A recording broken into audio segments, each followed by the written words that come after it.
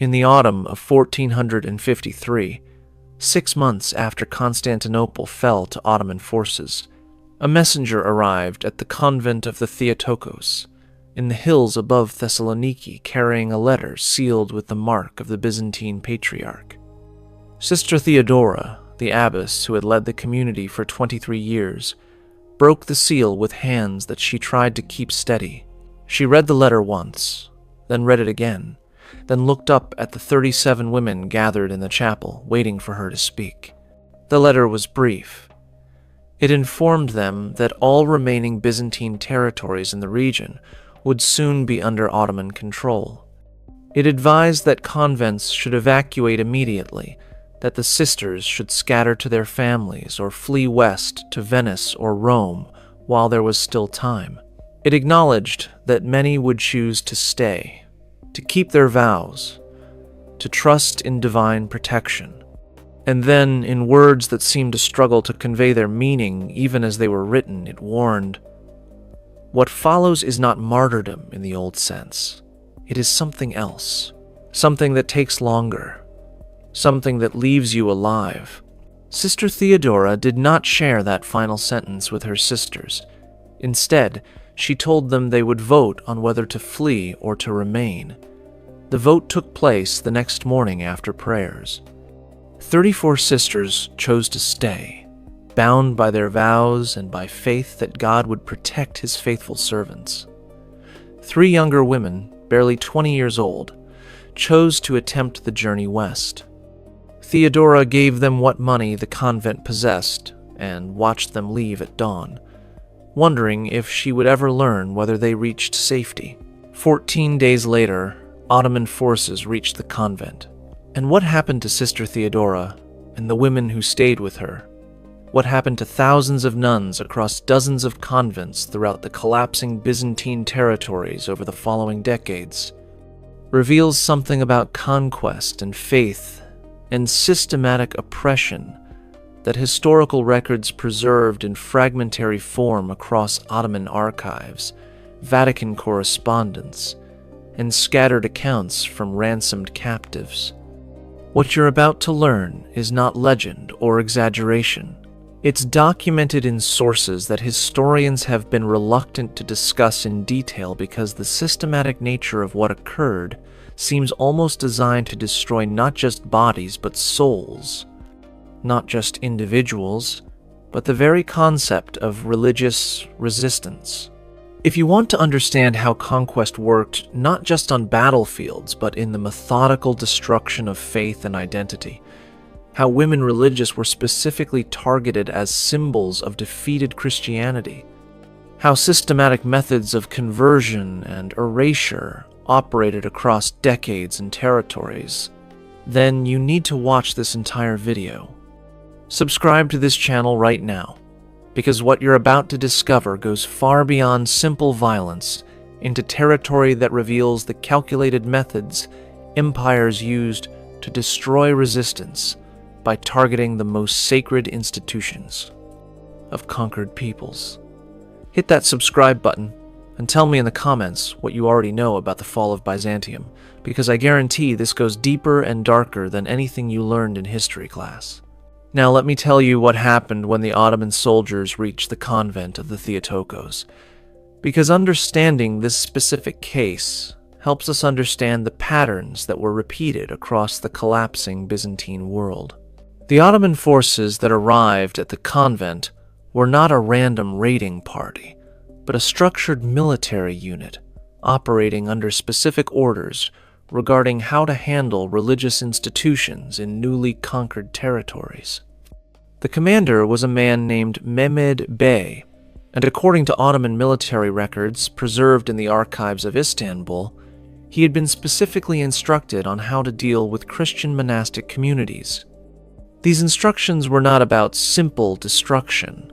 The Ottomans were building an empire, not just conducting raids, and empire building required more sophisticated approaches to conquered populations. When Mehmed Bey's forces reached the convent gates, they did not immediately attack.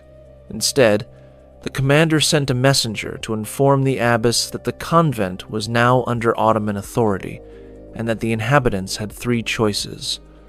They could convert to Islam and be integrated into Ottoman society with certain protections.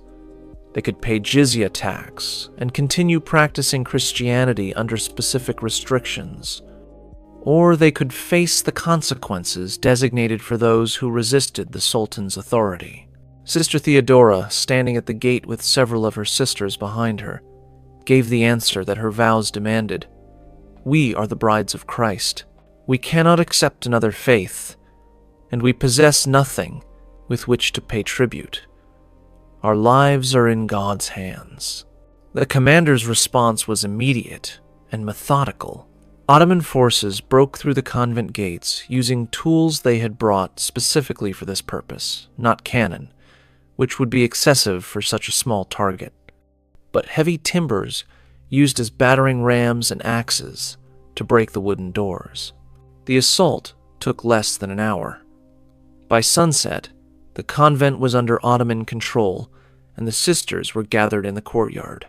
What happened next followed a pattern that appears repeatedly in historical records from this period.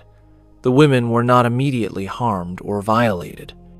Instead, they were held in the courtyard under guard, while the Ottoman forces systematically searched the convent for several things, valuables that could be confiscated as legitimate spoils of war, religious items that would be catalogued and either destroyed or sent to Ottoman authorities as evidence of the conquest, and documentation, letters, records, anything that might reveal connections to resistance movements or to Western powers.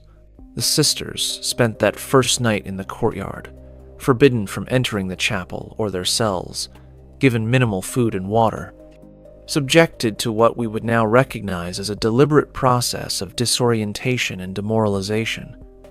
They were surrounded by soldiers, speaking a language most of them didn't understand. They could see smoke rising from inside the convent, where soldiers were burning items considered heretical. They could hear the sounds of destruction as furnishings were broken apart and structures were damaged. They were being forced to witness the desecration of everything they had dedicated their lives to protecting. This first phase, the initial capture and the night of disorientation, was described in a letter written years later by one of the three sisters who had chosen to flee west. She had maintained correspondence with a family in Thessaloniki who, through various channels, learned fragments of what happened and passed this information to Venice, where it eventually reached her. The letter, preserved in Venetian archives, describes how the psychological assault began before any physical harm, how the women were made to feel powerless and abandoned before the next phase of their ordeal began. On the second day, the systematic processing began. This is where we need to understand that the Ottoman Empire had developed sophisticated methods for dealing with conquered populations, methods that were more complex than simple violence or destruction. The empire needed to establish control, extract resources, and prevent future resistance, and these goals required different approaches for different types of conquered peoples. For nuns, women who had taken vows of celibacy and dedicated themselves to Christian religious life, the Ottoman authorities had specific policies that were designed to achieve several objectives simultaneously. First, these women represented powerful symbols of Christian faith and resistance. Converting them or breaking them served propaganda purposes, demonstrating that even the most dedicated Christians would ultimately submit to Ottoman power. Second, many of these women came from wealthy or influential families, making them potentially valuable for ransom or for forcing cooperation from their relatives. Third, the knowledge that nuns faced specific fates after capture served to terrorize other Christian communities into surrendering without resistance. The sisters of the Theotokos convent were separated into groups based on age and apparent health. The oldest, women over 50 who would be considered too old for certain purposes, were separated first. The youngest and healthiest, women roughly between 15 and 35, were placed in a second group. Those in between were divided based on apparent strength and condition. This categorization process was methodical and recorded, with Ottoman scribes noting down numbers and basic descriptions.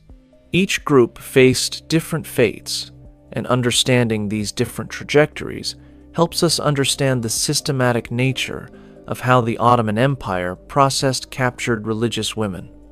The eldest group, including Sister Theodora, who was 56 years old, was given one final opportunity to convert.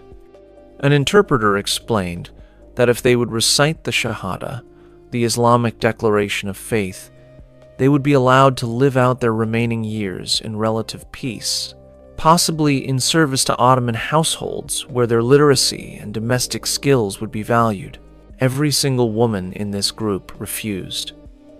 Sister Theodora's response, recorded by the interpreter in his report, was, "I have been Christ's bride for 34 years.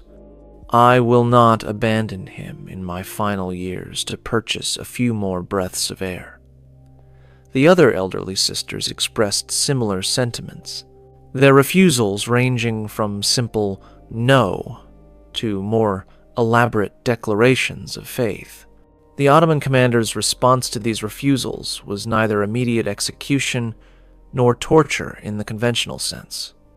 Instead, these women were confined to a section of the convent that had been damaged during the initial assault, given minimal food and water, and essentially left to survive or not as their bodies determined.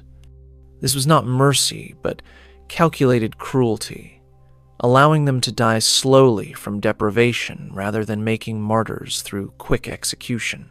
Ottoman records indicate this approach was preferred for elderly religious captives because it avoided creating symbolic martyrs while still achieving the goal of eliminating resistance. Sister Theodora died 17 days after the convent fell, according to accounts that eventually reached Venice. She was buried in an unmarked location somewhere in the hills around Thessaloniki, her grave never identified or marked with any Christian symbol. The other elderly sisters died over the following weeks, their deaths attributed in Ottoman records simply to natural causes following capture, a bureaucratic euphemism that appears repeatedly in documents from this period. But it was the younger sisters, the women of childbearing age who were healthy and strong, who faced the fates that historical sources describe in terms suggesting they were considered worse than death. Let me tell you about what happened to them, because this is where the systematic nature of Ottoman policy toward captured religious women becomes most evident and most disturbing. The 23 younger sisters, ranging in age from 16 to 38, were placed under guard and prepared for transport. Unlike the elderly sisters who were left in place, these women were considered valuable enough to be sent to Constantinople, where their fates would be determined by higher Ottoman authorities. The journey itself was designed as part of their psychological breaking. They would be marched for days across territories that had once been Christian but were now under Ottoman control, visible symbols of defeated Christianity being paraded before populations who needed to understand that resistance was futile. Before the march began, the women were stripped of their religious habits, the distinctive clothing that marked them as nuns, and dressed in simple, rough garments. Their heads were shorn or uncovered, violating the customs of modesty they had observed their entire religious lives. They were bound together with ropes, not tightly enough to prevent walking, but enough to make clear that they were prisoners without freedom of movement, and they were placed under the guard of soldiers who had been specifically instructed regarding how to treat them. Here we need to understand something important about Ottoman policy that appears consistently in historical records. There were rules, procedures, and bureaucratic structures governing how conquered peoples were treated. This was not simply chaos or individual soldiers acting on impulse. The Ottoman Empire had developed systematic approaches to processing captives, and these approaches were implemented with remarkable consistency across different campaigns and different regions. For captured Christian religious women, the rules were specific. They were not to be violated or abused during transport in ways that would damage their value as potential converts or as ransom subjects. They were to be kept alive and relatively healthy. They were to be psychologically intimidated and demoralized, but not physically destroyed. These rules existed not out of mercy, but out of calculated imperial policy. These women were assets to be processed, not resources to be carelessly destroyed. The march from Thessaloniki to Constantinople took 12 days, according to records that documented the movement of military units and captives during this period. The sisters walked between 15 and 20 miles per day, given minimal food and water, sleeping on the ground at night under guard, forbidden from speaking to each other or from praying aloud. When they tried to pray silently or to comfort each other through gestures, they were struck with sticks, not severely enough to cause serious injury, but enough to establish that even these small resistances would be punished. One account that survived from this period comes from a merchant named Paolo Contarini, a Venetian who was traveling through Ottoman territories under safe passage, and who witnessed a group of captive women being marched toward Constantinople. He recorded in his diary that the women were dressed in rags, their heads uncovered in shame, bound together like beasts, yet walking with dignity that spoke of their former station. He noted that when he attempted to speak to them in Greek, offering water from his own supplies, the Ottoman guards prevented contact and moved the captives quickly away. Contarini's diary entry, preserved in Venetian archives, continues with his observations. I learned from my interpreter that these were nuns from a conquered convent, being transported to Constantinople, where their fates would be determined.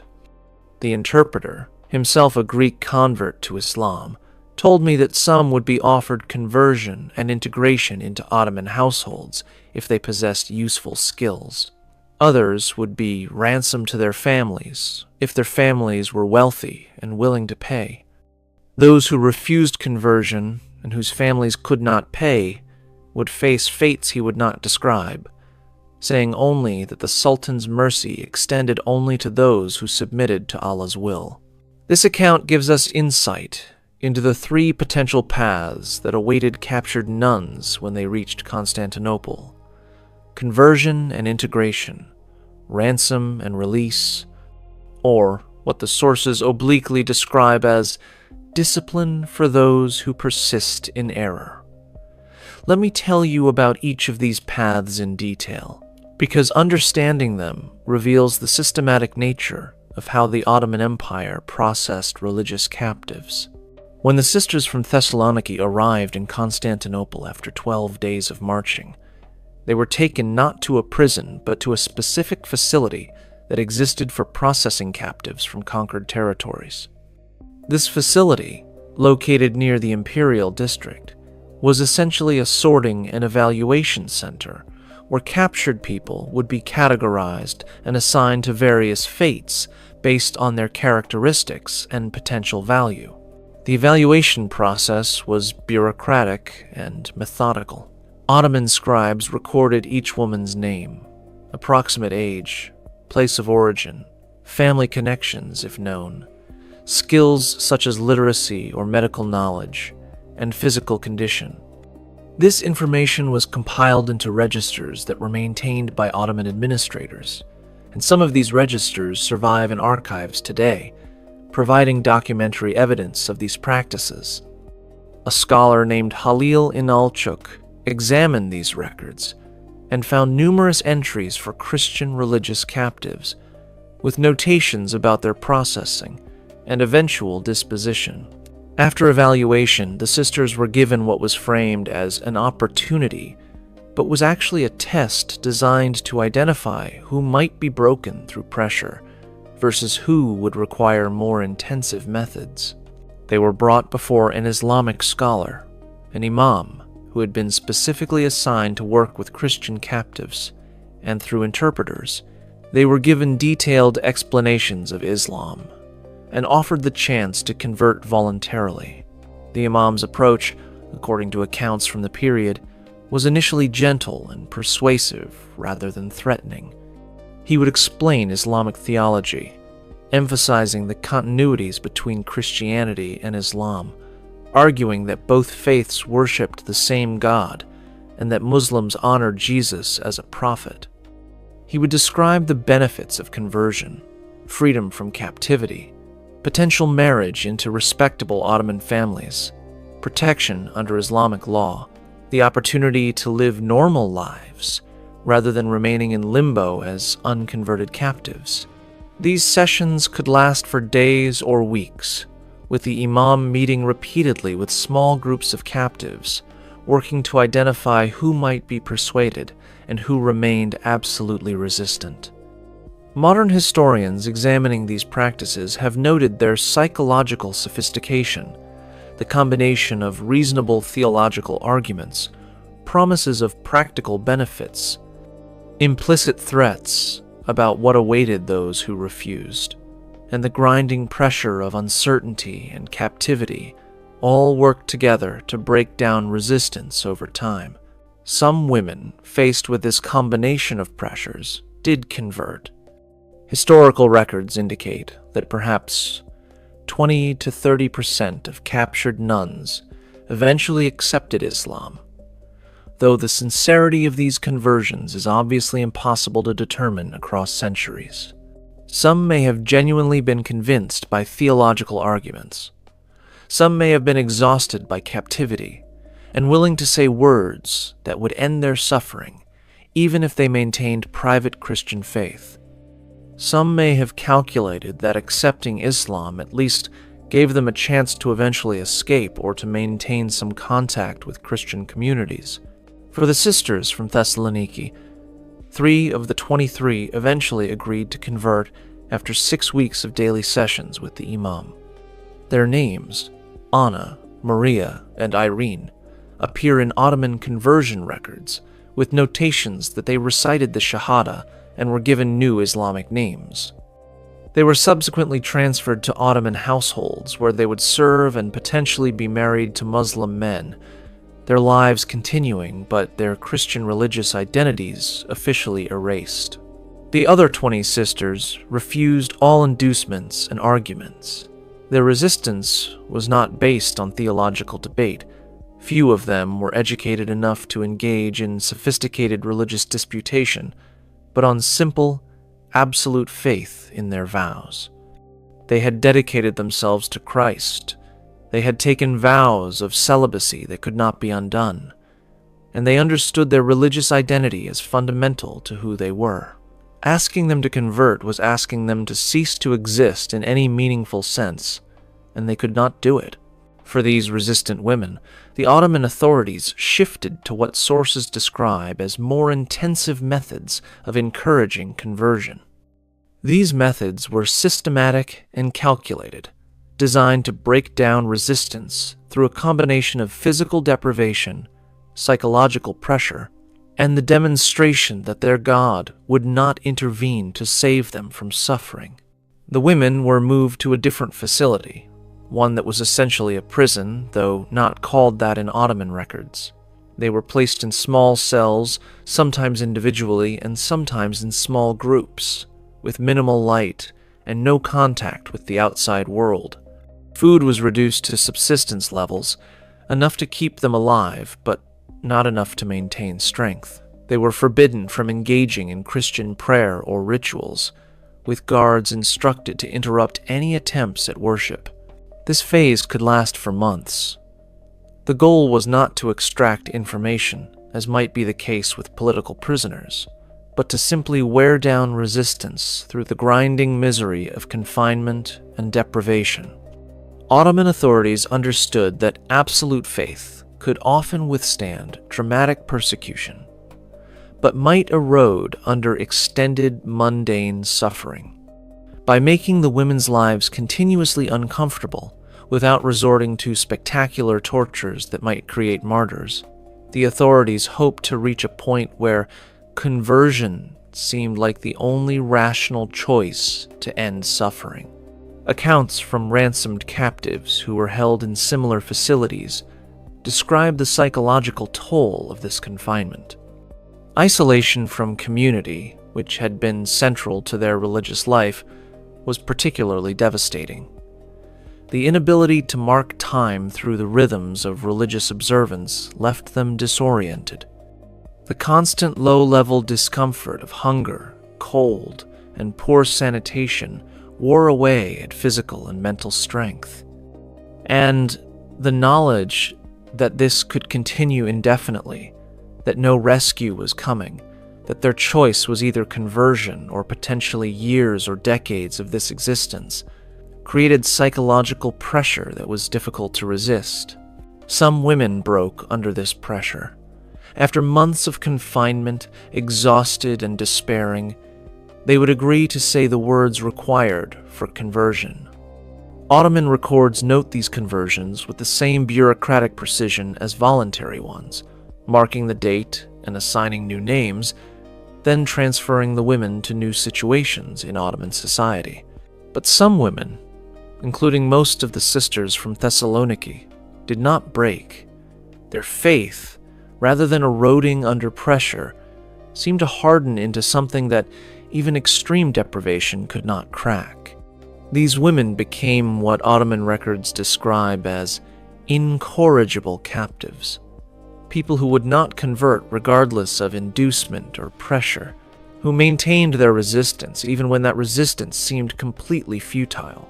For these absolutely resistant captives, Ottoman policy offered one final possibility before resorting to permanent imprisonment or execution. They could be offered for ransom to their families or to Western religious institutions that sometimes paid to free captured Christians. Let me tell you about the ransom system, because it reveals another dimension of how the Ottoman Empire processed religious captives. The ransom system for captured Christians was remarkably sophisticated and bureaucratic. Ottoman authorities maintained records of where captives had come from and who their families were. They assessed how much ransom might reasonably be demanded based on the captive's family wealth and status. They communicated through various intermediaries, merchants, diplomats, Christian communities within Ottoman territories to inform families that their relatives were available for ransom at specified prices. For captured nuns, the ransom prices were typically substantial. The Ottoman authorities understood that convents often came from wealthy families, aristocratic women who had been sent to convents as younger daughters, or who had chosen religious life but maintained connections to powerful families. They also understood that Western religious institutions, particularly the Vatican and various monastic orders, were sometimes willing to pay for the release of captured religious women. The ransom negotiations could take months or even years. Messages would be carried back and forth through intermediaries. Families would try to negotiate lower prices, claiming poverty, or attempting to convince Ottoman authorities that the captive was worth less than initially assessed. Ottoman administrators would counter with evidence of the family's wealth, or would threaten that without payment, the captive would face permanent enslavement or forced conversion. For the sisters from Thessaloniki, ransom notices were sent to their families and to religious authorities in Venice and Rome. Some families were able to pay. Sister Ekaterine's family, minor aristocrats who had some remaining wealth, managed to gather the required sum after selling properties and borrowing from relatives. Sister Anastasia's uncle, a merchant with business connections in Ottoman territories, was able to negotiate her release by paying ransom and by providing some valuable trade goods. Over a period of 2 years, 5 of the sisters who had remained resistant to conversion were eventually ransomed and released. These ransomed women made their way west, eventually reaching Christian territories where they tried to rebuild their lives. Some returned to religious life in convents in Italy or other Western locations. Some, broken by their experiences, struggled to reintegrate into any normal existence. A few left accounts of their captivity, usually fragmentary and filtered through the clerics who recorded their testimonies, and these accounts provide some of our most detailed information about what captive nuns experienced. But 12 of the original 23 sisters from Thessaloniki were not ransomed. Their families lacked resources to pay, or had been killed during Ottoman conquest, or simply never received the messages offering ransom. For these women who had resisted conversion and who could not be ransomed, Ottoman policy dictated that they would be permanently integrated into Ottoman society through enslavement or permanent imprisonment. The term enslavement in Ottoman context requires some explanation because it differed from chattel slavery as practiced in other systems. Ottoman slavery was more similar to a condition of permanent servitude, where the enslaved person became part of a household with certain duties and restrictions, but might also have certain limited protections under Islamic law. For women, this typically meant domestic service in Ottoman households, performing cleaning, cooking, childcare, and other household labor under the authority of the household head. For former nuns, women who had taken vows of celibacy and dedicated themselves to religious life, this form of enslavement was particularly devastating psychologically. They were placed in Muslim households where they would be required to participate in daily life that violated their religious commitments. They would be present for Islamic prayers and required to show respect, even if not required to participate. They would prepare food according to Islamic dietary laws. They would observe Islamic holidays and customs. Their entire existence would be immersed in a religious context that contradicted everything they had devoted their lives to maintaining. Moreover, there was always the implicit or explicit pressure that they might eventually be required to marry. Ottoman law permitted Muslim men to marry Christian women under certain circumstances, and household heads sometimes arranged marriages for enslaved women in their households. For former nuns who had taken permanent vows of celibacy, this possibility represented not just the violation of their bodies, but the destruction of their most fundamental religious commitment. The 12 unredeemed sisters from Thessaloniki disappeared into this system of household servitude. Ottoman records note their transfer to various households in Constantinople and surrounding areas, but after these initial notations, the documentary trail ends. They joined the anonymous mass of enslaved Christian captives, whose individual fates went unrecorded, whose lives continued in conditions we can infer from general descriptions, but cannot document in detail, whose deaths went unmarked and unmourned, except by God. This is how systematic erasure worked, not through spectacular violence that created memorable martyrs, but through the grinding bureaucratic process of categorization, conversion, ransom, or permanent enslavement that scattered, captured religious women across Ottoman society until they effectively ceased to exist as distinct individuals. Their families often never learned what happened to them. Western religious authorities who might have advocated for them had no way to track individual captives once they disappeared into Ottoman households. The women themselves had no way to communicate with the Christian world or to make their continued existence known. Now, the case of the Thessaloniki convent was not unique or exceptional. What happened to Sister Theodora and her sisters happened to nuns from dozens of convents across the territories that fell to Ottoman expansion during the 15th and 16th centuries. Let me tell you about some other documented cases because understanding the scope helps us recognize that this was not random violence, but systematic policy implemented across decades and across wide geographic areas. In 1462, 9 years after Constantinople fell, Ottoman forces took the city of Trebizond on the Black Sea coast, one of the last remaining Byzantine holdouts. The city contained 7 convents, housing approximately 130 nuns. Byzantine sources, chronicles written by survivors who fled west, describe what happened when the city fell. The nuns were gathered from their convents and brought before Ottoman commanders who offered the same choices: conversion, payment of tribute, or consequences for resistance. The chronicles describe how the nuns of Trebizond responded similarly to those in Thessaloniki. Some, particularly younger women, eventually converted under pressure. Some were ransomed by families or religious institutions over the following years, and many disappeared into Ottoman society, their ultimate fates unknown. A Venetian merchant named Giacomo Badur, who visited Trebizond 3 years after its fall, noted in his diary that the city's Christian population spoke quietly about the disappeared nuns, maintaining small private shrines in their memory.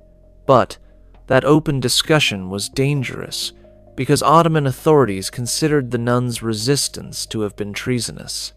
In 1479, during Ottoman campaigns in Albania, multiple convents were captured in the region around Shkodër. Albanian sources from this period are fragmentary, but a letter from an Albanian nobleman to the Pope, preserved in Vatican archives, describes the capture of approximately 40 nuns from convents in the region. The letter, written as a plea for military assistance against Ottoman expansion, notes that the nuns have been taken into captivity and face fates that make death seem preferable, yet we are powerless to rescue them or to prevent further captures as more territory falls. In 1498, Ottoman forces completed the conquest of Herzegovina, and sources note the capture of nuns from Orthodox convents in the region. A report from a Franciscan missionary operating in the area, sent to his superiors in Rome, describes how the local Christian population was traumatized not just by the military defeat, but by the knowledge of what was happening to captured religious women. The report notes that some families chose to kill daughters who had become nuns rather than allow them to be captured, viewing this as mercy that preserved their souls even while ending their lives. This pattern continued through the 16th century as Ottoman expansion pushed further into Europe. Convents in Greece, the Balkans, and eventually Hungary faced similar fates as Ottoman control extended across these regions. Each conquest followed similar patterns: initial offers of conversion or tribute, capture of those who resisted, processing through evaluation and ransom systems, and eventual dispersal of unredeemed captives into Ottoman society. The cumulative effect across decades and territories was that hundreds, possibly thousands of Christian nuns were captured and processed through these Ottoman systems. Some converted and were integrated into Ottoman society. Some were ransomed and returned to Christian territories. Many simply disappeared into enslavement or permanent imprisonment, their individual stories lost, but their collective fate documented in the fragmented records that survived. Now, let me tell you about something that has only recently been uncovered through archaeological and archival research. Evidence that some of these captive women, even after conversion or enslavement, attempted to maintain Christian faith and practice in secret, creating hidden spaces where they could continue their religious identity despite Ottoman prohibition. In 1998, during renovation work in the Topkapi Palace in Istanbul, archaeologists discovered a small chamber that had been sealed and forgotten for centuries. The chamber, located in the basement levels where enslaved workers and servants had once lived, contained markings carved into the stone walls, crosses, Greek letters spelling out Christian prayers, dates carved in Byzantine style. Analysis of the carvings suggested they dated from the late 15th or early 16th century, precisely the period when captured Christian women would have been held in these areas. The discovery sparked interest in similar spaces, and subsequent investigations uncovered other sealed rooms and forgotten chambers in various buildings throughout Istanbul that had been part of the Ottoman palace complex. Many of these spaces contained similar markings, evidence that enslaved Christians had created secret spaces for maintaining their faith. Some of the inscriptions were in Latin, suggesting Western Christian captives. Others were in Greek, Armenian, or Serbian, representing the various Christian populations that fell under Ottoman control. One particularly significant discovery came in 2003 when researchers examining Ottoman archives found a set of documents from 1512 describing the discovery and punishment of, quote, Christian women in palace, servants who were found conducting prohibited rituals in hidden chambers. The documents describe how these women had been baptizing each other in secret, maintaining Christian names alongside their Ottoman names, and teaching Christian prayers to their children in whispered sessions when they believed they were unobserved. The punishment described in these documents followed Ottoman legal principles. The women were given one final opportunity to genuinely convert to Islam and to abandon Christian practice. Those who accepted were forgiven and returned to service. Those who refused were separated from their children, who would be raised as Muslims without further contact with their Christian mothers. And the women themselves were transferred to more restrictive conditions where they could be more closely monitored. These discoveries have revolutionized historical understanding of captured Christian women in Ottoman territories. Previously, historians assumed that women who converted were lost to Christianity, fully integrated into Ottoman Islamic society. But the archaeological and archival evidence reveals that some maintained dual identities, outwardly conforming to Ottoman Islamic requirements, while secretly maintaining Christian faith and practice when possible. This hidden resistance represented a different kind of faith maintenance than the open defiance that led to imprisonment or death. But it was resistance nonetheless, a refusal to allow the complete erasure of Christian identity, even when survival required outward conformity. Let me tell you about one specific case that emerged from these archival discoveries, because individual stories help us understand the human reality behind the statistics and patterns. In 2007, a researcher named Ayşe Kayalp, working in Istanbul archives, found a set of letters from the late 15th century that had been intercepted by Ottoman authorities. These letters had been written by a woman in Ottoman service who was secretly attempting to maintain contact with Christian relatives in territories that remained under Christian control. The letters were written in Greek using a code where Christian religious terms were replaced with neutral language that would not immediately alert Ottoman censors. The woman, who signed the letters with a Christian name, but who was referred to in Ottoman records by an Islamic name, described her situation in careful, coded terms. She wrote about being captured from a convent during Ottoman conquest, about being held in Constantinople, about being pressured to convert, about eventually accepting Islam verbally while maintaining Christian faith privately. She described how she had been placed in service to an Ottoman household, how she had been required to participate in Islamic practices, how she had eventually been married to a convert, a Christian man who had also accepted Islam, but who privately maintained Christian faith. She described how they had secretly baptized their children using water and whispered prayers, how they taught Christian beliefs to their children in carefully concealed moments, how they maintained hope that someday their children or grandchildren might be able to escape Ottoman territories and return to open Christian practice. The letters end abruptly, and Ottoman records indicate they were intercepted by authorities who were monitoring communications between Ottoman territories and Christian regions for security purposes.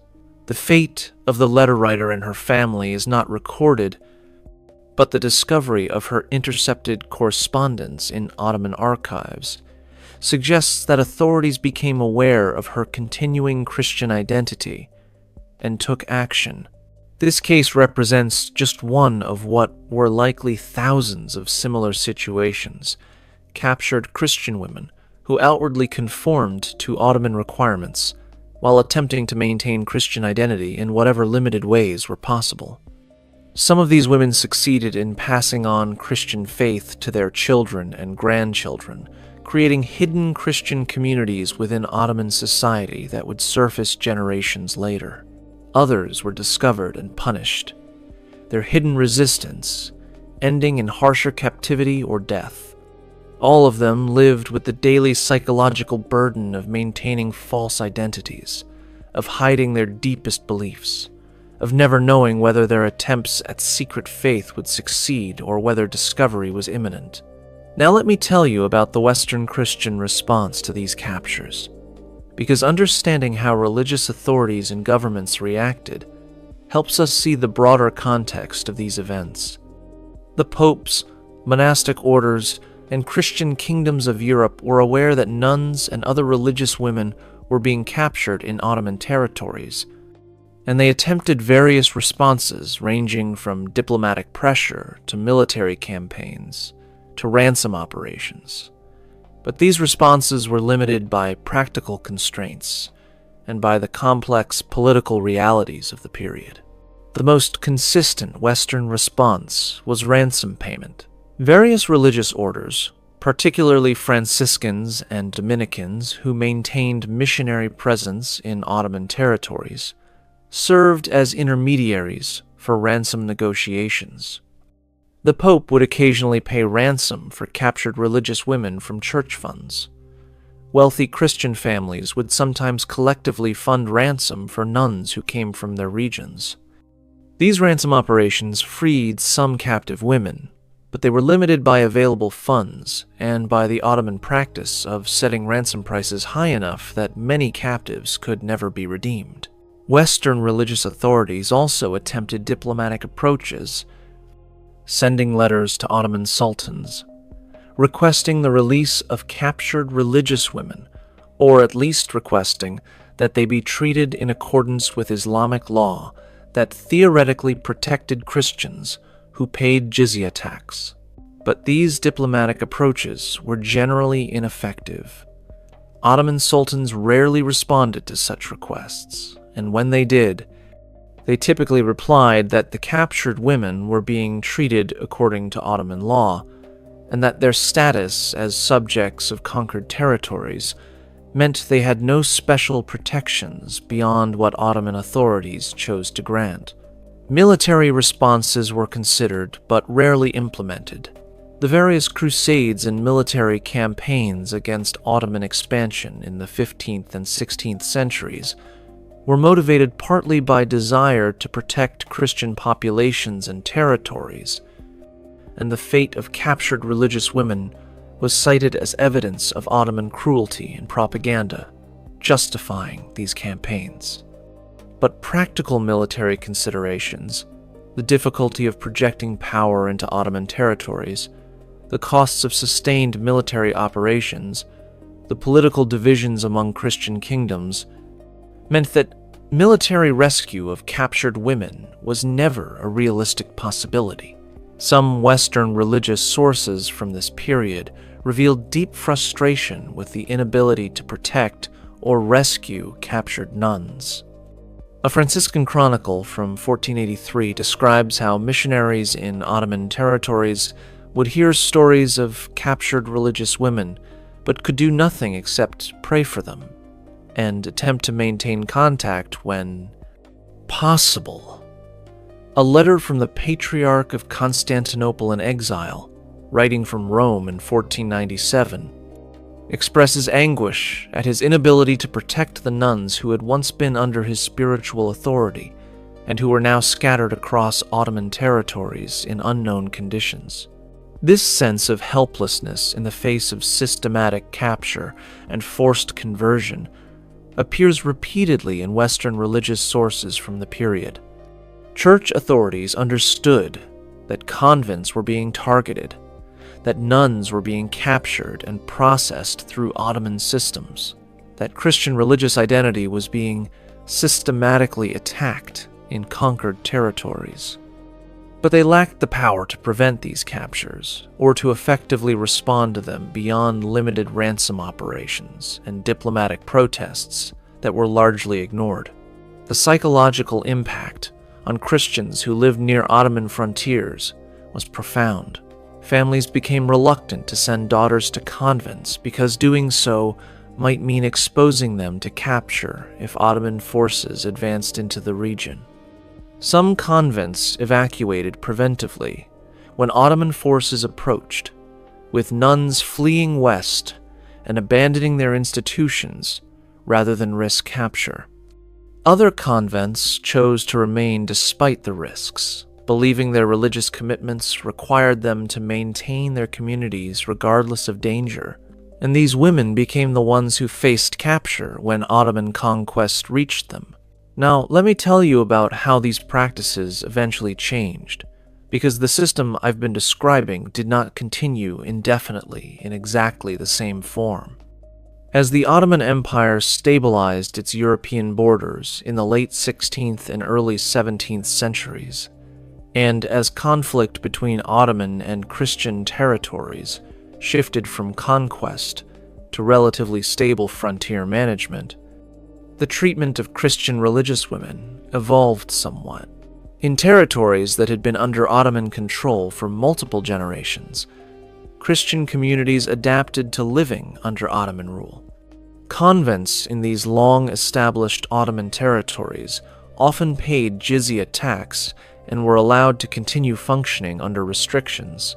They could maintain their communities and practice their faith, but they were forbidden from publicly proselytizing, from building new churches or convents, from ringing bells or conducting processions, and they existed in a subordinate status that acknowledged Ottoman Islamic authority. New captures of nuns became less common as frontiers stabilized because there were fewer territories to newly conquer. The dramatic episodes of convent captures that characterized the 15th and early 16th centuries, when Ottoman forces were rapidly expanding into Byzantine and Balkan territories, became rarer in the 17th and 18th centuries, when borders were more static. However, the basic Ottoman policies toward Christians, including religious women, remained fundamentally unchanged. Conversion to Islam was always encouraged and rewarded. Christians who maintained their faith were subject to various restrictions and to subordinate status, and periodic episodes of persecution, forced conversion, or capture could still occur during frontier conflicts or during periods when Ottoman authorities decided to enforce restrictions more strictly. The long-term impact of the practices I've described was profound for Christian communities in Ottoman territories. The knowledge that religious women were specifically targeted during conquest created lasting trauma and fear. Generations after the initial conquests, Christian families in Ottoman territories remained aware that religious life, particularly for women, carried risks that it did not carry in Christian territories. This awareness shaped decisions about religious vocations, about how openly to practice Christianity, about whether to maintain institutions like convents that might become targets. Modern historians studying these events have struggled with how to characterize them. Were they genocide? Were they religious persecution? Were they standard practices of empire building that happened to be directed against Christians? These questions remain debated, but what is clear from the historical record is that Ottoman policies toward captured Christian religious women were systematic rather than random, were implemented across wide territories and over extended periods, and were designed to serve the strategic goals of establishing Ottoman control over conquered populations by breaking down religious resistance and forcing conversion or subordination. The women who experienced these policies, the thousands of nuns captured across decades of Ottoman expansion, largely disappeared from history. Most left no individual records. Their names appeared briefly in Ottoman registers or in ransom notices and then vanished from documentation. They died in Ottoman territories, in unknown locations, buried without Christian rites. Their graves unmarked and their memories preserved only in the fragmentary sources that hint at their fates without providing complete stories. But in recent years, as historians have worked to recover the experiences of women in history, and as archaeologists have uncovered physical evidence of hidden Christian practice in Ottoman territories, these women are beginning to emerge from historical obscurity. The hidden chapel markings discovered in Istanbul, the intercepted letters revealing secret faith maintenance, the ransom records documenting individual women and their families' desperate attempts to free them, the scattered testimonies from ransomed captives who described their experiences. All of these sources together create a picture that, while still fragmentary and incomplete, reveals the systematic nature of what these women experienced and the courage with which many of them maintained their faith, despite pressures that seem almost unbearable. Now, as we approach the end of this account, I want to tell you about one final discovery that brings us back to where we began, to Sister Theodora and the convent of the Theotokos in Thessaloniki. In 2015, researchers conducting a survey of Ottoman military records found a document from 1453 describing the capture of a convent in the hills above Thessaloniki. The document listed the number of captives, their categorization by age and condition, and their eventual disposition, how many converted, how many were ransomed, how many were transferred to permanent servitude. The document did not name the convent or the individual women, but the location, date, and numbers matched what fragmentary Christian sources had recorded about the Theotokos convent. Cross-referencing this Ottoman document with the Venetian correspondence from ransomed sisters and with scattered references in other sources, historians have been able to reconstruct with reasonable confidence what happened to the 37 women who lived in that convent when Ottoman forces arrived. 3 fled before the conquest and reached safety in Venice. 11 elderly sisters, including Abbess Theodora, died during the weeks following capture. 3 younger sisters converted within 2 months and were integrated into Ottoman households. 5 sisters were ransomed over the following 2 years and returned west. And 15 sisters, nearly half the original community, disappeared into Ottoman servitude with no further record of their fates, their lives continuing in conditions we can infer but cannot document, their deaths unmarked and unmourned, except by God who sees all things even when human records fail. This single convent, this single group of women, represents in microcosm what happened across the collapsing Byzantine world as Ottoman expansion rolled across territories that had been Christian for more than a millennium. Each convent that fell, each group of nuns that was captured, followed similar patterns. Some women converted, some were ransomed, some died quickly, and many disappeared into the vast Ottoman Empire, where their Christian religious identities were erased from official records, even if they managed to maintain them secretly in their hearts. The story of these women is not primarily a story about Ottoman cruelty, though cruelty was certainly present. It is a story about how empires use systematic methods to break down resistance, how religious identity becomes a battleground during conquest, how women's bodies and souls become instruments through which conquered populations are controlled and subdued. It is a story about faith maintained under conditions that make faith seem impossible, about resistance that continues even when resistance seems futile, about the human capacity to maintain identity even when every external support for that identity has been stripped away.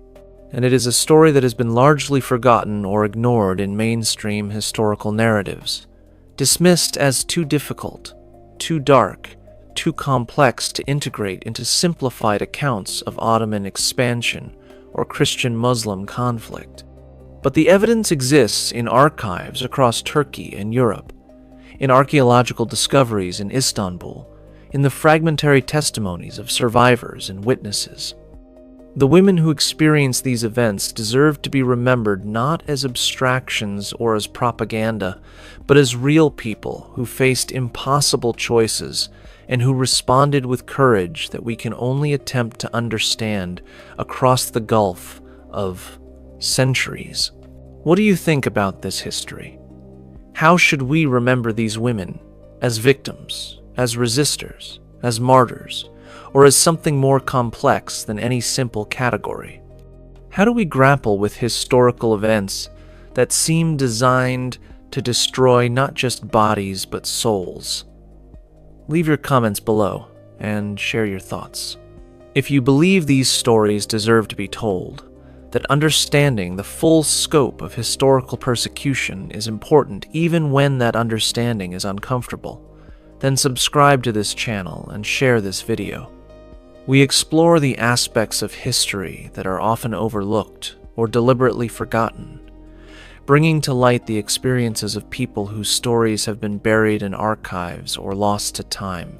The ruins of Constantinople, modern Istanbul, still stand as one of the world's great cities, its beauty and history attracting millions of visitors. Those visitors walk streets where captive Christian women were once marched in chains. They tour palaces where enslaved workers carved secret crosses into stone walls. They marvel at architecture built partly through the labor of conquered peoples. The stones remember what happened there, even when the tourists don't know the full stories. Remember Sister Theodora, who died slowly in captivity rather than renounce her faith. Remember the 3 young women who fled west and spent the rest of their lives knowing they had survived while their sisters suffered. Remember the women who converted outwardly while maintaining Christian faith secretly, living with the constant fear of discovery. Remember those who were ransomed and returned west carrying trauma that could never fully heal. Remember the 15 who disappeared into Ottoman servitude, their fates unknown but their courage no less real for being unrecorded. They existed. They faced impossible choices. They suffered things that most of us cannot imagine. They maintained faith and identity under pressures designed to destroy both.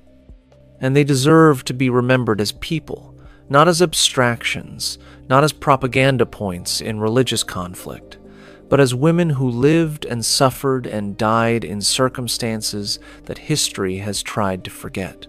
These were the Christian nuns who were captured when the Byzantine world fell. These were the women who faced Ottoman systems designed to break their faith and erase their identities.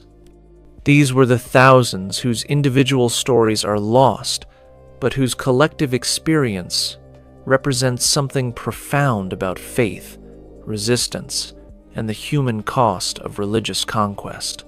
May their memory be eternal, and may their stories, finally emerging from archives and archaeological sites after centuries of silence, help us understand the full complexity of historical religious conflict and the courage of those who maintained their faith despite pressures that seem almost unbearable from our comfortable distance of centuries. If this glimpse into history's hidden darkness has left you wanting to uncover more buried truths, I've prepared another journey into the shadows of the past that you won't want to miss. Click on the video appearing on your screen now to discover another shocking chapter that history tried to erase. And if you found this exploration as compelling as I did, hit that subscribe button so we can continue peeling back the layers of history together. These forgotten voices deserve to be heard, and there are so many more stories waiting to be told.